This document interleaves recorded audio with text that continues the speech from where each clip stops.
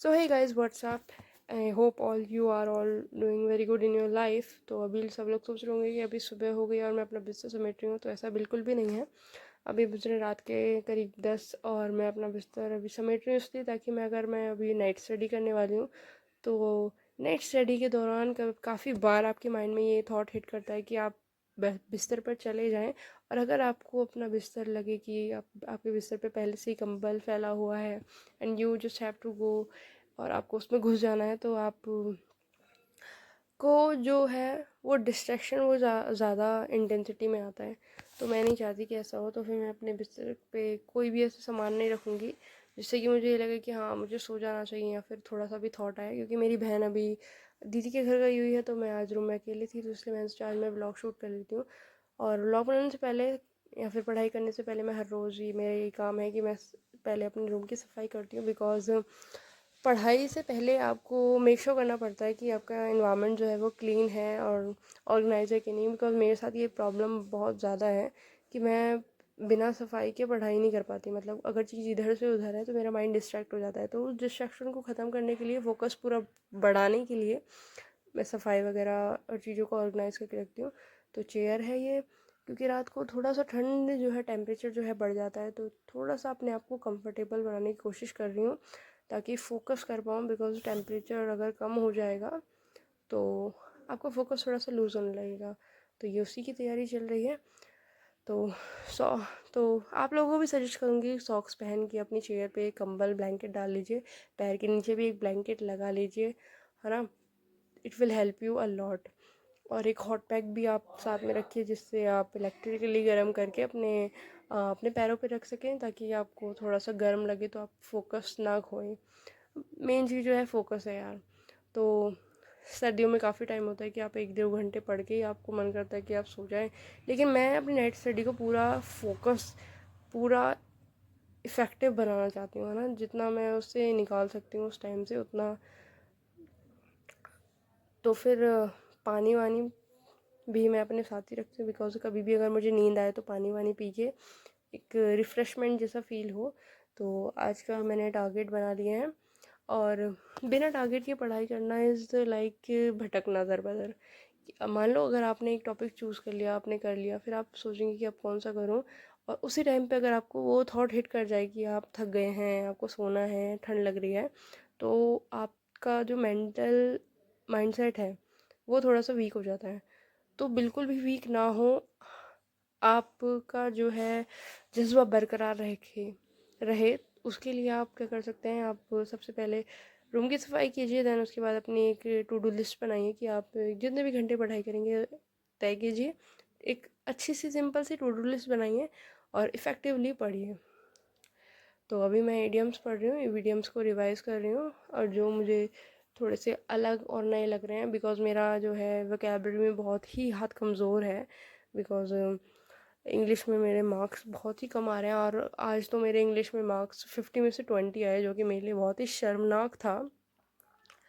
और मैंने देखा कि उसमें मेरे इडियम्स जो हैं वो कम बन रहे थे, और मैंने सीपीयू का जो वो दी थी उसमें मैंने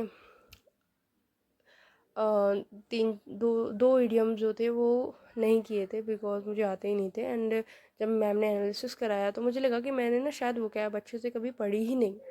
हमेशा जब भी मैं वोकैब पढ़ती थी, कब, जब मेरा एग्ज़ाम के बस कुछ दिन बचते थे, तो अब मैंने सोचा है कि मैं रानी मैम को स्ट्रिक्टली फॉलो करूँगी। उनका जो भी मटेरियल है वो सफिशिएंट है बहुत ही ज़्यादा, क्योंकि मैंने देखा मतलब जो भी था, मतलब ज़्यादातर बच्चे जो पढ़ के आएंगे, अगर वो भी आप ना पढ़े तो आप पहले ही सिलेक्शन से बाहर हो जाते हैं।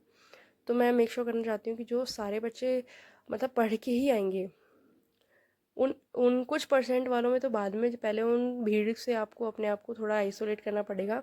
तो जो सब करेंगे पहले आपको वो करना पड़ेगा। तो मैं अब बस मैं सच कहूँ तो मैं ऐसी लड़की हूँ जो जिसको 11 बजे होते ही नींद आ जाती थी। लेकिन अब काफ़ी टाइम हो गया मुझे तैयारी करते करते, तो अब मैं भी बहुत थक गई हूँ, है ना।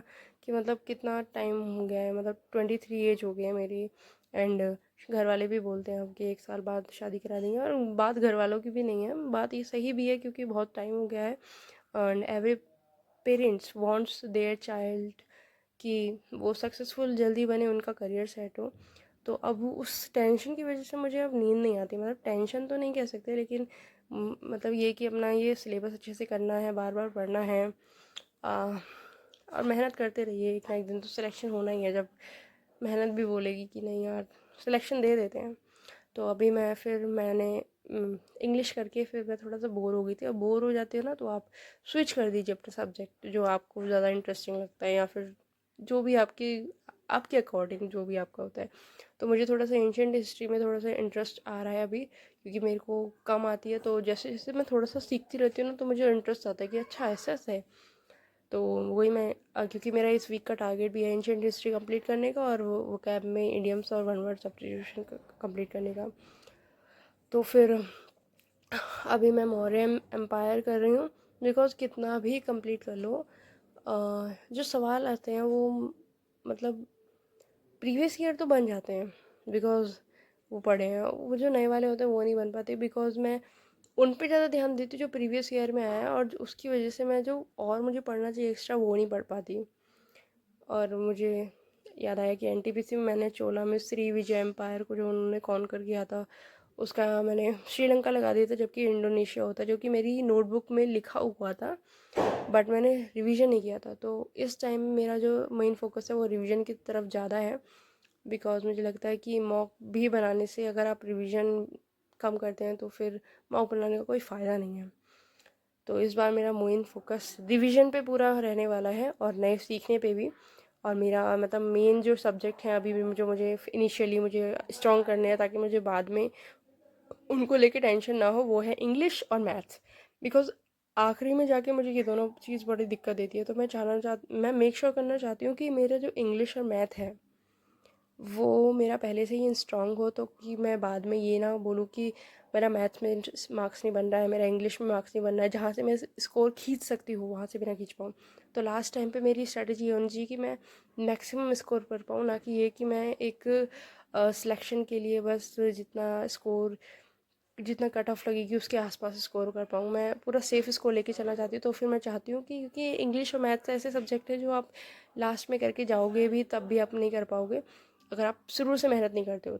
तो इस बार मैं CGL 2026 में ये गलती नहीं करना चाहती हूँ। हालांकि मैं NTPC मतलब सारे एग्ज़ाम दूंगी, और सबका मतलब कॉन्सेप्ट तो यार सबके सेम ही होते हैं ना। और तो वही है। तो इस साल मेरा जो मेन एम है वो है CGL 2026।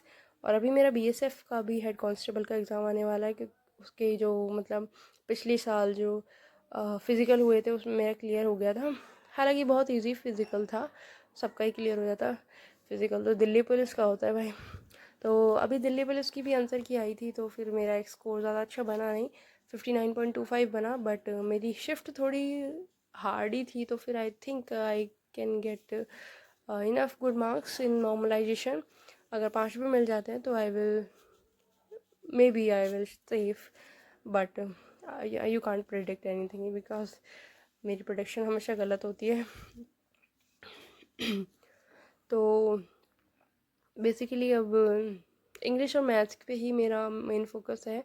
तो अभी मैं जो है अपने व्लॉग्स जो है वो नाइट स्टडी के ही डालूँगी, बिकॉज़ मैं अभी नाइट स्टडी पे ही फोकस कर रही हूँ, और मैं रात को ही व्लॉग बना पाऊँगी, बिकॉज़ मेरे से एडिटिंग में ना थोड़ा मेरा ज़्यादा टाइम चला जाता है। बिकॉज़ मैं थोड़ी सी ना परफेक्शन की तरफ जाने लगती हूँ। तो अभी मैंने इंग्लिश पढ़ के एंड उसका एक मॉक भी लगाया, जिसमें मेरे 33 मार्क्स आए। ठीक है, लेकिन ना इंग्लिश में ना अभी मेरा ना एक वो होता है ना कि आपके कंटिन्यूअस इतने आप मार्क्स पक्के आते हैं, वो नहीं आ रहे। मतलब ऐसा है कि पेपर के हिसाब से, अगर पेपर ऐसा है तो कभी 38 आते हैं, कभी 33, कभी 20 आ जाते हैं। तो वो मैं नहीं चाहती। मैं चाहती हूँ कि मुझे पता रहे कि अगर पेपर कैसा भी आएगा तो उसमें मैं कम से कम 40+ तो मैं कर ही दूँगी, है ना। अगर मान लो मेरे को वो कैब नहीं आता, एक्टिव पैसिव वॉइस तो आएगा, डायरेक्ट इनडायरेक्ट स्पीच तो आएगा, मेरा पैराग्राफ्स पूरा सही होना चाहिए, मेरा क्लोज टेस्ट सही होना चाहिए, मेरा PQRS सही होना चाहिए, है ना। मैं जो है एरर्स डिटेक्शन मेरा काफ़ी अच्छा होना चाहिए, ताकि बिल्कुल भी गलती ना हो। तो उसी चीज़ को ध्यान में रखते हुए, और GS पे भी मेरा पूरा ध्यान है, because NTPC is all about GS। क्योंकि आई थिंक 30 हाँ 40 मार्क्स के जीएस होती है और करंट अफेयर्स होता है।